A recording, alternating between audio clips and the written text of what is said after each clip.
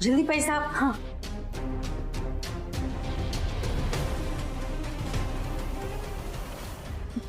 मारा पैसा क्या हुआ?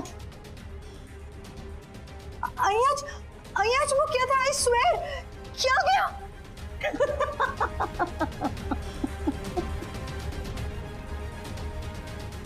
થઈ ગયું સાબિત. છોને તો મેન્ટલ. તારા મેડિકલ રિપોર્ટમાં બી આ જ લખ્યું છે. જે નથી એ જ તને દેખાય છે. તું વાસ્તવિકતાને સ્વીકારી જ નથી શકતી. પૈસા નથી, તને એનો ભ્રમ છે. ક્યાં છે પૈસા? સ્વીકારી લે, તું ગાંડી છો. આવી મોટી હોશિયારી કરનારી. ના ના ના, હું સાચું કહું છું. પૈસા અહીંયા જ રાખ્યા હતા. એમ તો ક્યાં ગયા? હું પણ એ જ વિચારું છું. તું વિચારવાનું બંધ કર. હું તને કહું છું ક્યાં ગયા પૈસા. તારા પૈસા 2 દિવસથી જમ્યા નહોતા ને તે ત્યાંથી નીકળીને બહાર ગયા, સીધા રેકડી પર જમવા. પ્લીઝ પ્લીઝ તમે મજાક નહીં કરો. હું સાચું કહું છું, મારા પૈસા અહીંયા જ હતા. Please please trust me. મારા પૈસા કોઈ અહીંયાથી લીધા છે. આઈ સ્વેર અહીંયા જ હતા મારા પૈસા.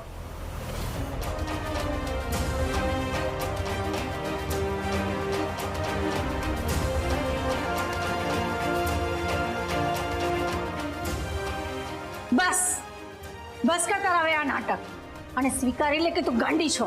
ના ના, હું ગાંડી નથી. પ્લીઝ પ્લીઝ મારી વાત માનો. પ્લીઝ, હું ગાંડી નથી. હું સાચું કહું છું. તું નહીં, હું ગાંડી. રાજી બસ હવે ચલ ચલ નીકળ અહીંથી.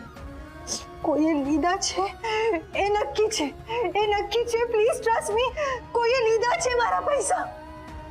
પ્લીઝ પ્લીઝ મને અડધી કલાક આપો. અડધી કલાક, હાફ એન આવર પ્લીઝ. હું નવરી છું તારા માટે. ના ના, હું એમ નથી કહેતી.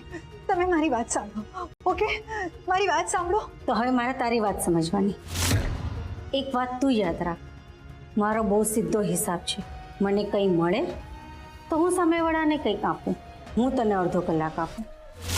મને શું મળશે? કાં તો પૈસા ને કાં તો પનિશમેન્ટ આપવાની ખુશી. તમારે મને જે કરવું હોય એ કરવાની છૂટ. 30 મિનિટ દીદી, તને 30 મિનિટ. કાં તો મને પૈસા આપ, કાં તો બધાની સામે સ્વીકારી લે તું ગાંડી છો. અને હા, હું મોબાઈલથી તારો વિડીયો ઉતારીશ અને તારા ઘરનાને મોકલાવીશ. તારો ટાઈમ શરૂ.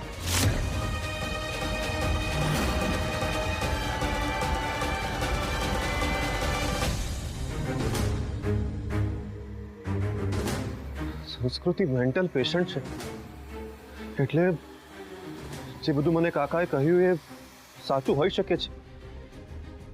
એનો મતલબ એ થાય કે સંસ્કૃતિ મને જે બધું દેખાડતી હતી એવું કંઈ છે જ નહીં. ના, આ જરાય પણ શક્ય નથી, કેમ કે મને સતત એમની સાથે એક કનેક્શન અનુભવાય છે. અને જો આવું છે તો પછી મારા કાકા જેને સંસ્કૃતિ કહે છે એ કોણ છે?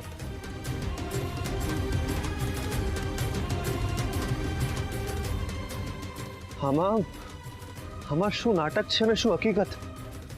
કઈ સંસ્કૃતિ સાચી ને કઈ ખોટી? મારે સંસ્કૃતિને મળવું જ પડશે કોઈ પણ રીતે. આ બેમાંથી એક સંસ્કૃતિ ખોટી જ છે, અને કઈ સંસ્કૃતિ ખોટી છે એ તો હું જાણીને જ રહીશ. મને આ જે મૂંઝવણ થાય છે ને એને હું ક્લિયર કરીને જ રહીશ. એટલા માટે હું અત્યારે જ સંસ્કૃતિને મળીશ.